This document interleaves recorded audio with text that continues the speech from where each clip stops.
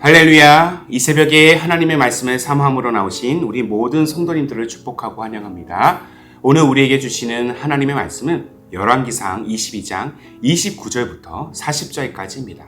본문의 말씀을 제가 봉독하도록 하겠습니다. 이스라엘의 왕과 유다의 여호사밧 왕이 길르알 라못으로 올라가니라. 이스라엘의 왕이 여호사밧에게 이르되 나는 변장하고 전쟁터로 들어가려 하노니 당신은 왕복을 입으소서 하고 이스라엘의 왕이 변장하고 전쟁터로 들어가니라.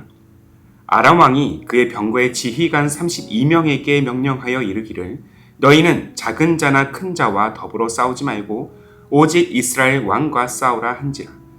병거의 지휘관들이 여호사밧을 보고 그들이 이르되 이가 틀림없이 이스라엘의 왕이라 하고 돌이켜 그와 싸우려 한즉 여호사밧이 소리를 지르는지라. 병거의 지휘관들이 그가 이스라엘의 왕이 아님을 보고 쫓기를 그치고 돌이켰더라. 한 사람이 무심코 활을 당겨 이스라엘 왕의 갑옷 솔기를 마친지라.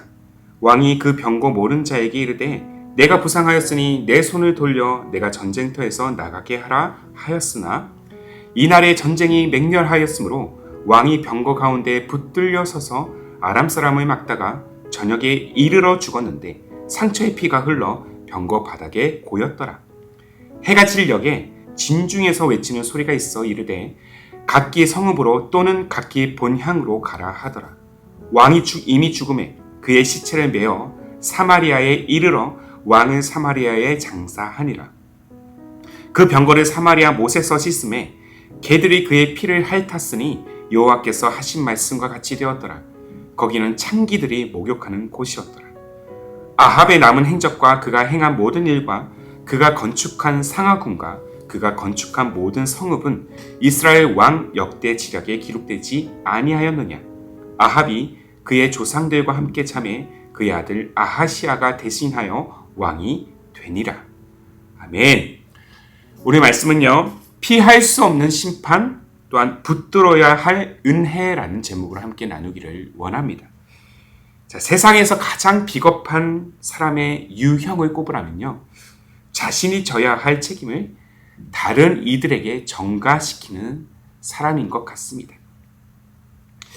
조직사회에서는 일명 꼬리 자르기라는 표현이 종종 등장합니다. 이는 조직 내에서 한 구성원의 잘못으로 어떤 부정적인 문제들, 그 이슈들이 대내적으로 발생했을 때 그 모든 책임을 해당 구성원에게 지워서 쫓아내는 것으로 위기를 모면하기 위한 행동인 것입니다. 자, 문제에 대한 1차적인 그 잘못은 실무자에게 있다고 하더라도 실상 문제에 대한 책임은 리더와 조직이 함께 지는 것입니다.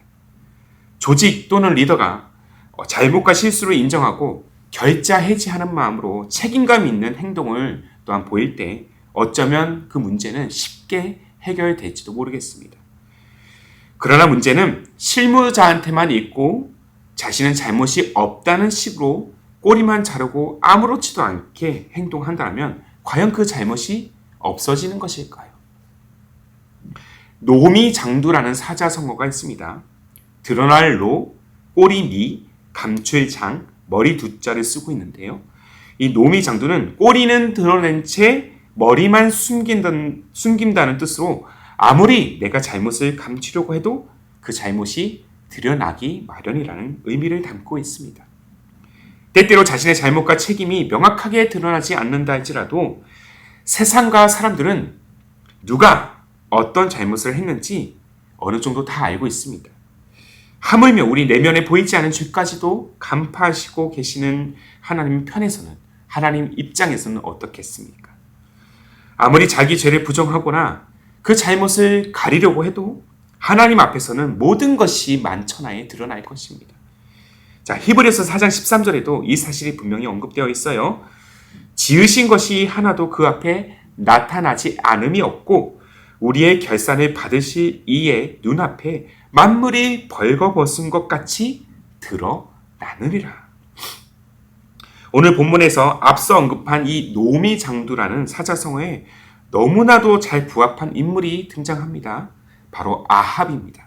자, 아합은요, 이 아람과의 3차 전쟁을 지금 앞두고 있습니다. 이 아합은 전쟁을 반대한 이 미가야 선지자를 옥에 가두고 여호사밧과 함께 아람을 공격하기 위해서 지금 길르앗 라못으로 올라갑니다. 아합은 당시 사돈이이자 정치적인 연합을 위해서 자신을 찾아온 이 여호사밧을 깨워서 왕복을 지금 입게 한 후에 전쟁을 지휘하게 하고 자신은 일반 군사와 같이 변장하고 그 전장에 참여합니다. 아마도 이 변장을 통해서 자신의 정체를 가리고 적들이 여호사밧만 저격하도록 하기 위한 그만의 계략이었을 것입니다. 하지만 그의 계획은 완전히 어긋납니다. 아람 군대는 누가 봐도 왕의 모습을 한 여호사밧이 아니라 변장을 한 아합을 죽이는 데 성공합니다. 한 병사가 무심코 당긴 그 활이 아합의 솔기, 그 몸에 꽂혔다라는 것이죠. 자, 본문 34절을 보십시오. 한 사람이 무심코 활을 당겨 이스라엘 왕의 갑옷 솔기를 마친지라. 왕이 그 병고 모는 자에게 이르되 내가 부상하였으니 내 손을 돌려 내가 전쟁터에서 나가게 하라 하였으니. 자, 부상을 당한 아합은 신하들에게 전쟁에서 탈출하도록 그렇게 지시했지만 워낙 전투가 맹렬하게 진행되었기 때문에 아합에게 군인들이 신경 쓸 틈이 없었습니다. 결국 아합은 전차 안에서 하루 종일 신음하다가 생을 마감하게 됩니다. 아합의 시신은요, 사마리아로 옮겨졌고요. 그의 갑옷과 병거를 사마리아 연못에서 씻을 때에 개들이 그에게 다가와서 그의 피를 핥습니다. 이는 앞선 21장 19절에 엘리야가 전한 아합의 말로에 대한 예언이 그대로 실현되고 있는 장면이에요. 이로써 우리는 하나님은 결코 죄를 관가하지 않으시고 심판으로 모든 죄를 벌거벗은 것 같이 드러내신다는 사실을 기억해야 될 것입니다. 하나님의 말씀은 단 한 자라도 땅에 떨어진 것이 없습니다.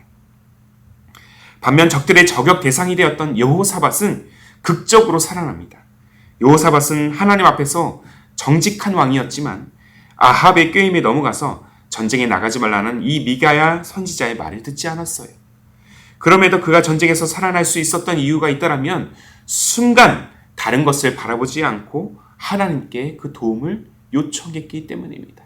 부르짖었기 때문이에요. 하나님께서 그의 부르짖음을 들으시고 적들이 떠나가도록 도우십니다.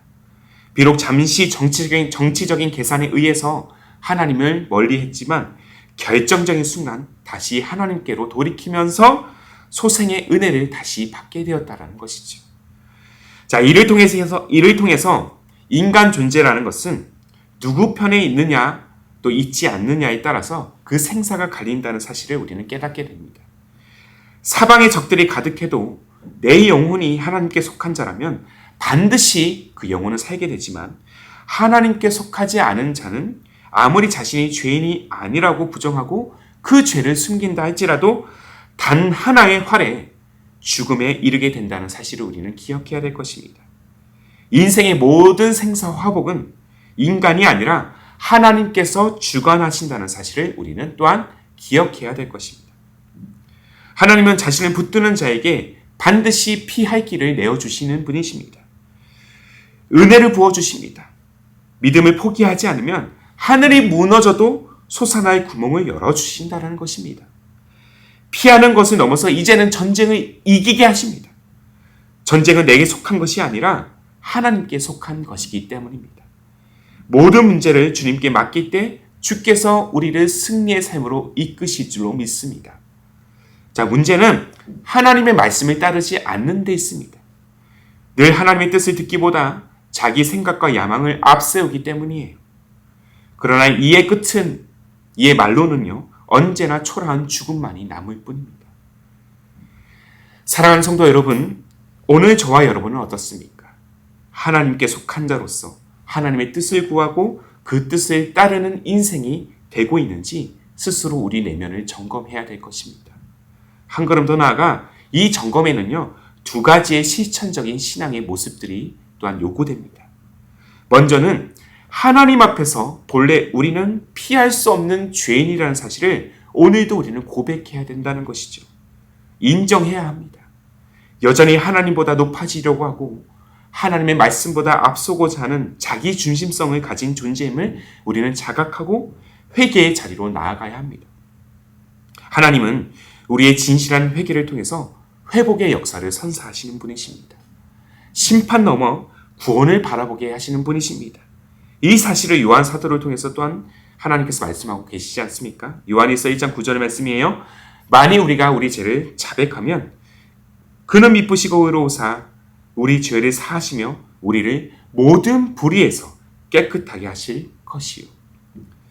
그리고 이 구원 역사로부터 멀어지지 않도록 두 번째, 오늘도 우리는 은혜를 붙들어야 한다는 것이죠.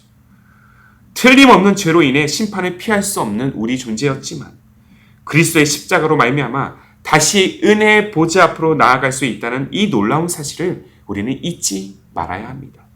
날마다 이 말씀을 고백하면서 말이죠.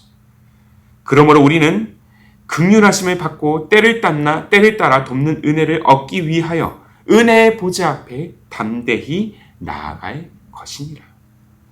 자, 이 두 가지의 실천적인 사항,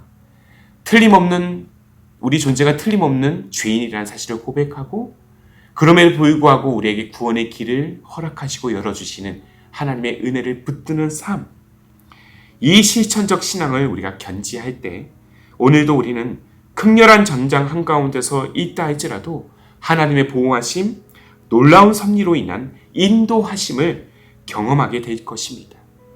지금 우리의 죄성을 인정하고 자복하며 하나님의 은혜를 붙드는 우리 모두가 되기를 주님의 이름으로 축복합니다. 피할 길을 내시는 하나님이 바로 나의 하나님이 되시기를 간절히 소망하면서 주어진 믿음의 길을 온전히 주의 말씀을 따라 그 말씀에 순종하며 온전히 내딛는 그런 믿음의 발걸음, 승리의 발걸음이 되는 우리 모두의 삶이 되기를 주님의 이름으로 소망합니다. 아멘. 함께 기도하겠습니다. 오늘도 우리 삶에 살아 역사하시고 모든 만물의 생사화복을 주관하시는 하나님 아버지, 자, 우리의 인생은 날마다 선사하시는 주님의 사랑, 주님의 긍휼, 주님의 은혜가 있기에 새 생명을 누릴 수 있음을 고백합니다. 그러나 때때로 이러한 새 생명의 은혜를 너무나도 당연히 여기는 우리의 생각, 우리의 마음을 발견할 때가 있습니다. 때때로 내 인생의 주인이 나라고 생각하면서 내가 원하는 방식대로만 살아가려는 태도를 드러낼 때도 있습니다. 하나님의 은혜를 망각하고 그릇되고 교만한 삶을 살아가고자 하는 우리의 마음을 돌이켜서 다시 긍휼과 은혜를 붙드는 그러한 인생이 되도록 주님이 인도하여 주시옵소서. 그리고 한 걸음 더 나아가 오늘 이 새벽, 이 아침에 우리 죄를 자복하면서 인생의 진정한 주인은 삶과 죽음의 주관자는 오직 하나님밖에 없음을 고백하는 우리의 간구가 되기를 원합니다. 본래 심판을 피할 수 없는 우리의 인생이었건만 주 예수 그리스도로 말미암아 심판 넘어 구원의 자리로 나아가게 된 이 놀라운 사건을 붙드는 우리의 삶이 되게 하여 주시고 또한 이 복음을 온전히 흘려보내는 믿음의 발걸음이 되게 하여 주시옵소서. 주님의 은혜가 없다면 단 하루도 살 수 없음을 기억합니다. 부디 복음의 은혜가 하나님의 자녀로 일컬음을 받게 하신, 그렇게 우리를 인도하신 그 은혜로 역사하시는 주님만을 찬양하는 인생이 되게 하옵소서. 주님의 은혜를 노래하는 인생, 주님의 은혜에 감사하는 가정, 그리고 주님의 은혜로 세워지는 우리 기쁨이 되는 교회가 되게 하옵소서. 그렇게 주님을 붙들 때 오늘도 변함없는 은혜로 이끄시는 우리 주님 예수님의 이름으로 기도하옵나이다. 아멘. 오늘도 주신 말씀에 따라서 두 가지의 기도 제목을 붙들고 함께 기도하기를 원합니다. 첫째는 매 순간 우리 존재가 심판을 피할 수 없는 죄인이라는 사실을 자복하면서 자기 중심성에서 벗어나 하나님의 주권 아래 거하는 인생이 되게 하옵소서. 한 걸음 더 나아가 무엇보다 예수 그리스도를 통한 구원 역사로부터 멀어지지 않도록 은혜를 붙들어 은혜를 노래하고 감사하며 은혜로 세우는 신앙과 우리 공동체가 되게 하옵소서. 자, 이 두 가지의 기도 제목을 간절한 마음으로 함께 고백하시면서 기도로 하루의 삶을 열어가시기를 바랍니다. 함께 마음을 다해 기도하겠습니다.